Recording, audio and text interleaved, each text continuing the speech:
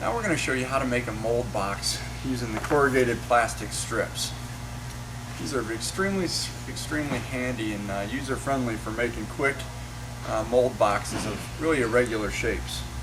We're going to take the little snake that we sculpted up so we can make a little rubber snake.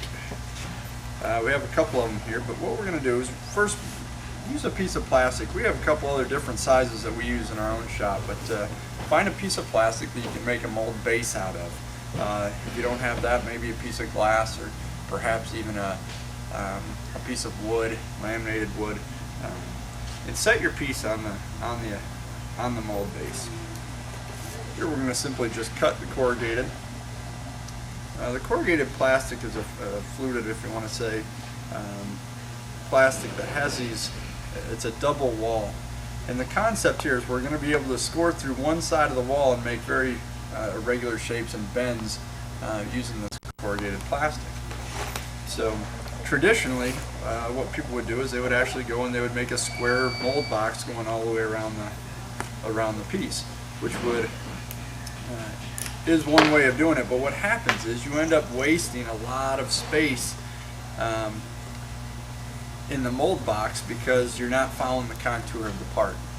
So what we're going to do is we're actually going to score the mold box in different places to make sure we cater to the shape of the piece we're trying to make a mold of. This allows us to make a much smaller mold box, which will conserve the silicone rubber and not require as much silicone to make the exact same mold. This is how it works.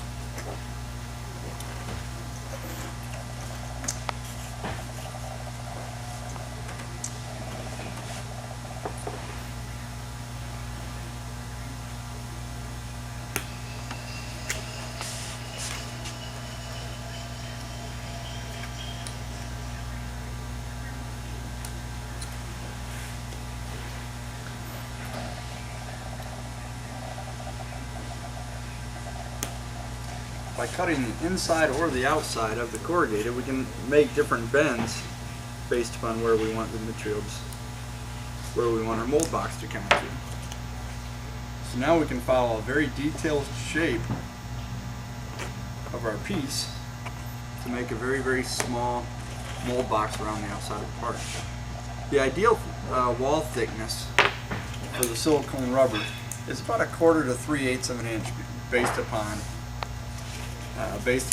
the size of our part. For a small part like this, we want to contour this mold fairly tight to the part. So you can see how our mold box is starting to come together already, simply by scoring the different sides of the plastic to make the catered shape.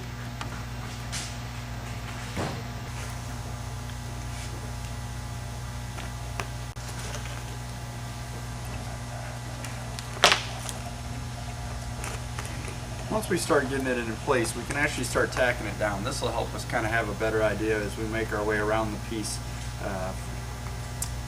as to where we need to be cutting.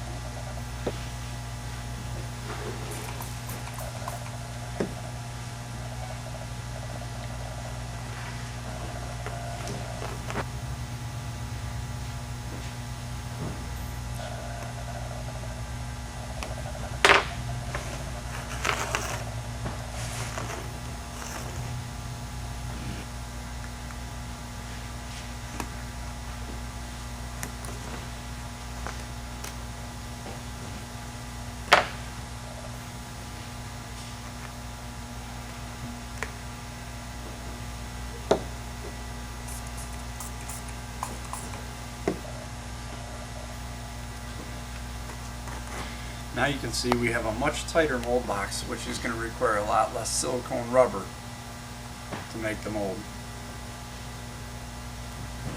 The last step is going to be to seal our mold box with either hot melt glue or with the synthetic modeling clay. we'll just simply use hot melt. It's very important to seal your mold box well. If there's any leak, the silicone will continue to leak out and ruin your mold.